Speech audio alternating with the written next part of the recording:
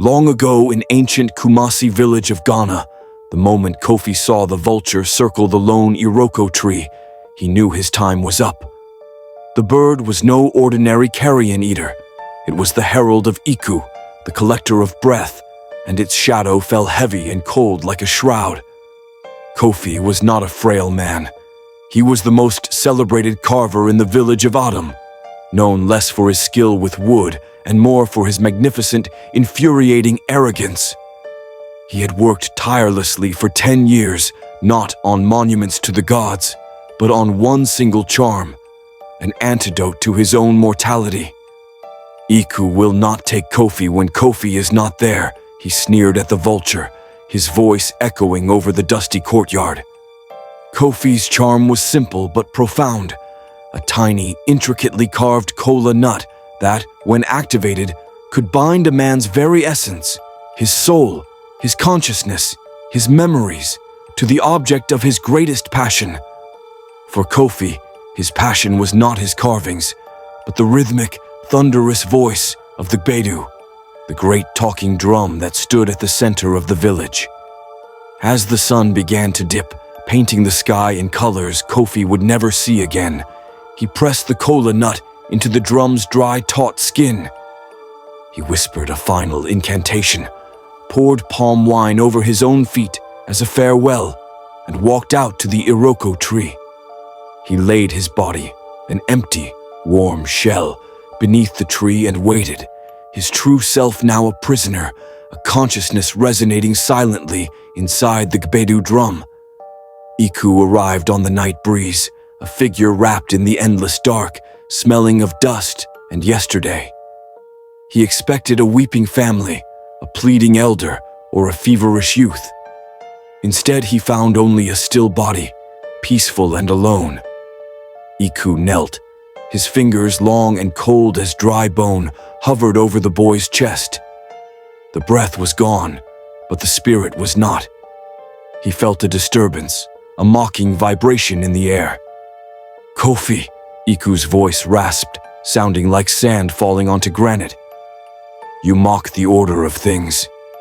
You hide the Gbedu drum, miles away in the village square, began to sound, not by human hand, but by Kofi's resonant consciousness. It beat a chaotic, defiant rhythm, a complicated countertime that seemed to say, you can take the shell, but the kernel is safe." Iku stood and turned towards the village.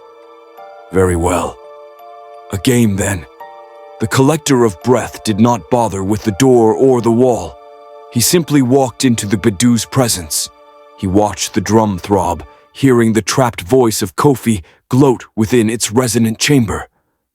"You see, collector," Kofi's essence sang, the drum vibrating with a desperate, trapped joy. "I am neither alive nor dead. I am the beat. I am the sound. You cannot collect sound." Iku smiled, a slow, terrifying peeling back of lips that revealed no teeth, only darkness. "You are clever, Kofi. You have hidden your voice, your pride, and your spirit." Iku did not touch the drum. He raised his hand and struck the village ground beside it. "But you forgot to hide your shadow," Iku whispered. The drum immediately began to stutter, the rhythm shattering in fear. Out of the base of the drum, where the moonlight fell, Kofi's terrified, spectral shadow, the shadow of his forgotten fear and his unfulfilled regrets, stretched out, attempting to run but trapped by the light. Iku simply plucked the shadow from the ground, folding the dark shape neatly into his black cloak. "The soul of Kofi belongs to the drum," Iku declared, turning to leave. "But the mortality of Kofi belongs to me." And so, Kofi achieved a terrible, partial immortality. His consciousness remained locked inside the Gbedu drum. For decades, the drum would occasionally weep a single mournful beat, unable to ever play the joyous, complex rhythms it once knew. The people of Adum learned to listen to the drum's sadness and teach their children the profound, simple truth. You can cheat the timing of death, but you can never escape your own shade. If you like this story, subscribe and follow my channel, The Remembering, for more stories like this.